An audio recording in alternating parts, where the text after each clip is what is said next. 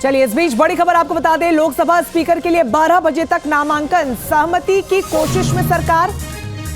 Speaker के मुद्दे पर विपक्ष से बातचीत की गई है। सूत्रों के हवाले से खबर आ रही है ओम बिरला फिर से हो सकते हैं स्पीकर। सूत्रों ने यह भी कहा विपक्ष ने अभी तक पत्ते नहीं खोले हैं, यानी सत्ता पक्ष की ओर से, एनडीए की ओर से किसका नाम सामने आएगा, इस पर शायद अभी वेट एंड वॉच की स्थिति में है। विपक्ष अभी तक पत्ते नहीं खोले गए हैं, लेकिन खबर ये आ रही है कि आम सहमति की कोशिश की जा रही है। विपक्ष के नेताओं से बातचीत की गई है। रक्षा मंत्री राजनाथ सिंह की ओर से आज 12 बजे तक स्पीकर के लिए नामांकन दाखिल करना होगा। जो भी कैंडिडेट का नाम सामने आएगा उनको, एक से अधिक उम्मीदवार होने पर चुनाव होगा। लेकिन अब तक भारत की ये परंपरा रही है कि सर्वसम्मति से स्पीकर को चुना जाता रहा है, लेकिन इस बार क्या परिस्थिति बनेगी, इस पर रहेगी नजर। हालांकि विपक्ष ने अभी तक अपने पत्ते नहीं खोले हैं। विपक्ष की तरफ से अभी तक इसको लेकर किसी बात को सामने नहीं रखा गया, लेकिन फिलहाल जो ताज़ा जानकारी सामने आ रही है उसमें बड़ी खबर यही कि एक बार फिर से शायद ओम बिरला ही स्पीकर हो सकते हैं। फिलहाल जो नामांकन का समय है वो आज 12 बजे तक है और स्पीकर पद का जो संग्राम है अब और भी ज्यादा दिलचस्प होता चला जा रहा है। हालांकि अच्छी बात यह कि आम सहमति बनाने के लिए बातचीत विपक्ष से की गई है। लोकसभा स्पीकर नामांकन के लिए चूंकि आज आखिरी दिन है, ऐसे में अपने आप में ये बेहद महत्वपूर्ण होने वाला है।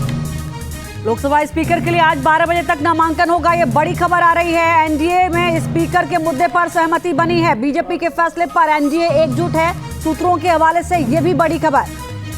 तो एनडीए पूरी तरीके से एकजुट है, ये बड़ा अपडेट सामने आ रहा है। हालांकि अभी तस्वीर साफ नहीं हुई है वो नाम कौन सा होगा, क्योंकि 12 बजे तक नामांकन करना है आज, तो तब तस्वीर जो धुंधली सी है वो साफ हो जाएगी।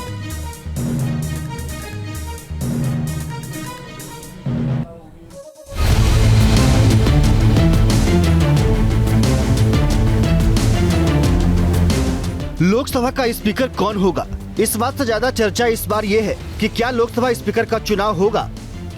लोकसभा स्पीकर का पद आमतौर पर आपसी सहमति और सर्वसम्मति से तय होता है। चुनाव की नौबत नहीं आती है, लेकिन इस बार सियासी समीकरण बदले बदले से हैं। विपक्ष बैकफुट पर नहीं, फ्रंट फुट पर खुद को दिखाने की कोशिश कर रहा है। पिछले 10 सालों में पहली बार विपक्ष इस हालत में है कि डिप्टी स्पीकर पद पर अपना दावा ठोक रहा है। विपक्ष इस रणनीति पर काम कर रहा है कि स्पीकर पद लो, डिप्टी स्पीकर हमें दो, लेकिन सरकार फिलहाल विपक्ष की इस मांग को तवज्जो देती नजर नहीं आ रही है। सरकार और विपक्ष में स्पीकर को लेकर टकराव की यही बड़ी वजह है। सूत्रों के मुताबिक एनडीए में आपसी सहमति बनी है कि स्पीकर बीजेपी से होगा और डिप्टी स्पीकर किसी सहयोगी दल से। विपक्ष एनडीए की इस रणनीति को चुनौती देने की तैयारी कर चुका है।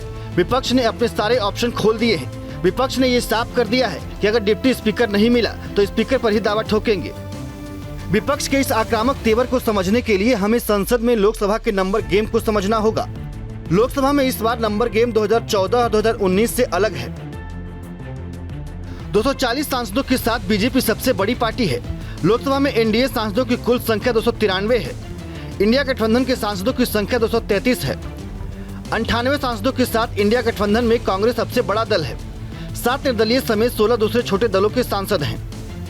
कांग्रेस को इस चुनाव में कुल 99 सीट मिली थी, लेकिन वायनाड से राहुल गांधी के इस्तीफे के बाद अब ये संख्या 98 हो गई है। इंडिया गठबंधन ने चुनाव नतीजों के बाद से ही सरकार के खिलाफ आक्रामक रुख अख्तियार कर रखा है। परंपरा का हवाला देकर डिप्टी स्पीकर के पद पर अपना दावा ठोक रहा है। लेकिन सवाल है कि क्या विपक्ष के पास अपने उम्मीदवारों को जिताने लायक संख्या बल है। इसका जवाब समझने के लिए हमें एक बार फिर से लोकसभा के नंबर गेम को समझने की जरूरत है। लोकसभा स्पीकर के लिए 272 का बहुमत चाहिए। एनडीए के पास पूर्ण बहुमत से ज्यादा संख्या है। इंडिया गठबंधन के पास पूर्ण बहुमत से करीब 40 सांसद कम हैं। अब सवाल है कि फिर इंडिया गठबंधन के नेता किस आधार पर जीत की उम्मीद कर रहे हैं, तो उसका जवाब है कि एनडीए में फूट की उम्मीद है।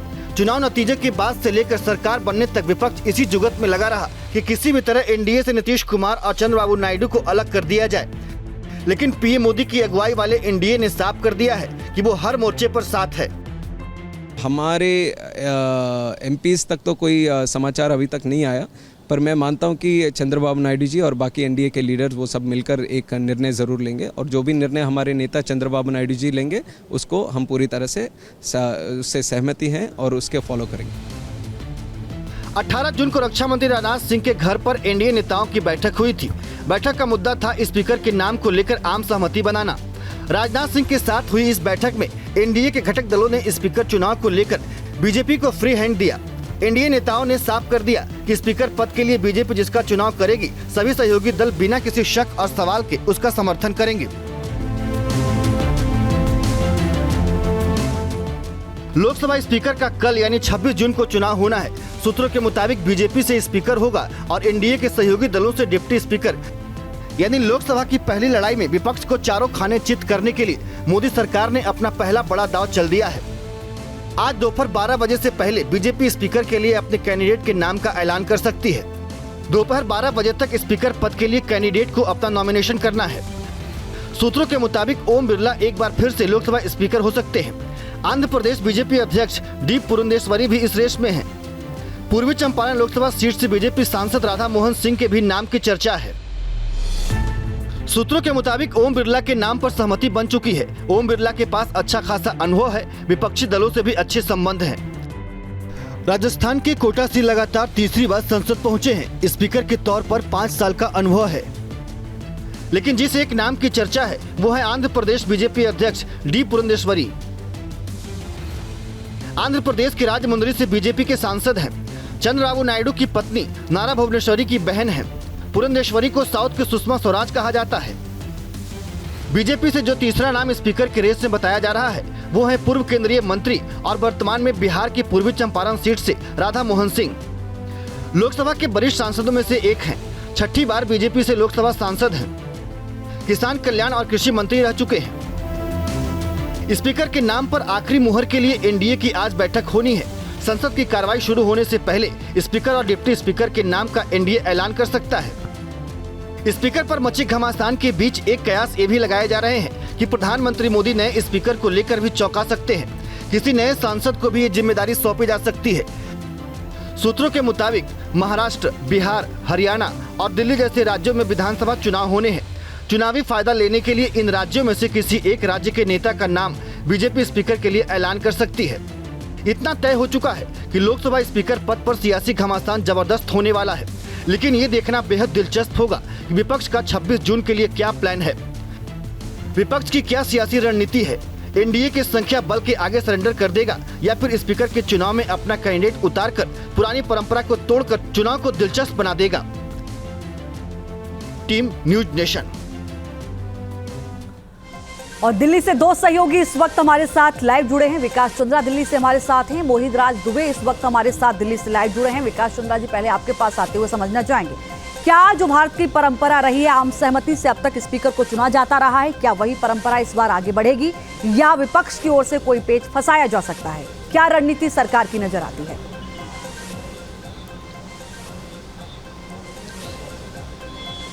देखिए, सामान्य तौर पर तो संसदीय परंपरा यही है कि जो सत्ता पक्ष होता है उसकी जो सबसे बड़ी पार्टी होती है, अगर गठबंधन की राजनीति की बात की जाए तो विपक्ष जो अध्यक्ष का पद होता है उसी के पास जाता है। और एक परंपरा रही है कि जो डिप्टी स्पीकर का पोस्ट होता है वो विपक्ष के पास चला जाता था। लेकिन अब परिस्थिति बदल गई है, संसदीय परंपरा भी बदली हुई नजर आ रही है।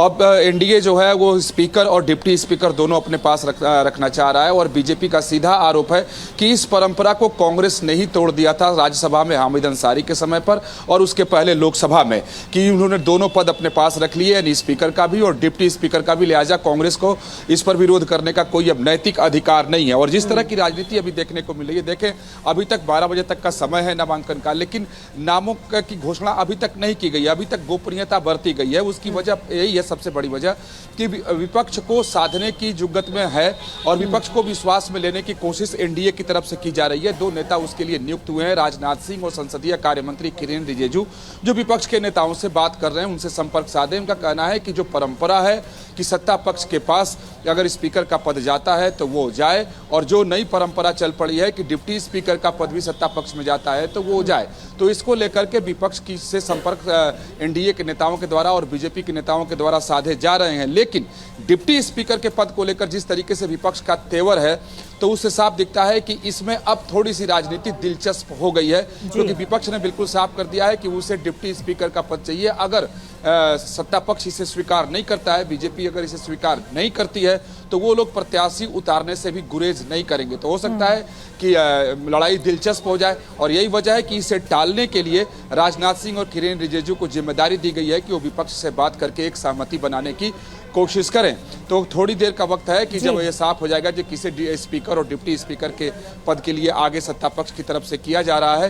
हालांकि जो संभावना जताई जा रही है कि ओम बिरला जो अध्यक्ष रहे हैं 17वीं लोकसभा के, उनको फिर से एक बार अध्यक्ष बनाया जा सकता है लोकसभा। बिल्कुल विकास, और ये जो धुंधली सी तस्वीरें से ये समझ में आ रहा है कि जो स्पीकर का पद है वो कितना महत्वपूर्ण है, दोनों ही सत्ता पक्ष के लिए विपक्ष के लिए। मोहित, मैं आपका रुख करना चाहूंगी। देखिए, इसलिए भी महत्वपूर्ण है ये पद क्योंकि जो बीजेपी है वो इस संदेश यहां से दे सकती है कि एनडीए के जो घटक दल है वो एकजुट है, किसी भी तरीके से विरोधाभास नहीं है। तो वहीं विपक्ष के लिए इसलिए महत्वपूर्ण होगा, आप ज्यादा बेहतर तरीके से बता पाएंगे, क्योंकि इसके जरिए डेप्यूटी स्पीकर का जो पद है उसके लिए सरकार को मजबूर किया जा सके।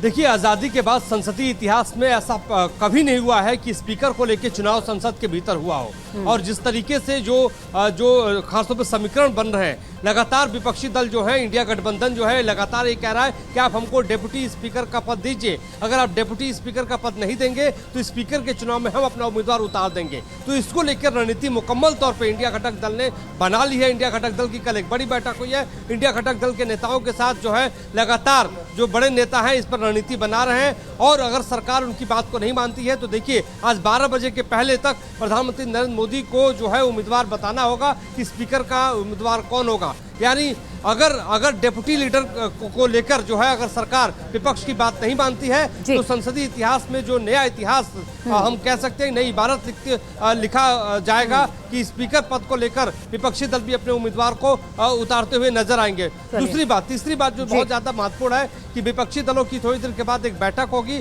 और उस बैठक में जो है तय किया जाएगा कि आगे की रणनीति सदन को किस रूप में किस तरीके से चलाना है। आज 281 सांसदों का जो है शपथ है, कल 262 सांसदों ने शपथ लिया था। तो जो शपथ की प्रक्रिया है आज कल थी और आज है, और जो कल है, कल के बारे में अगर हम बात करें तो कल स्पीकर का चुनाव भी होना है।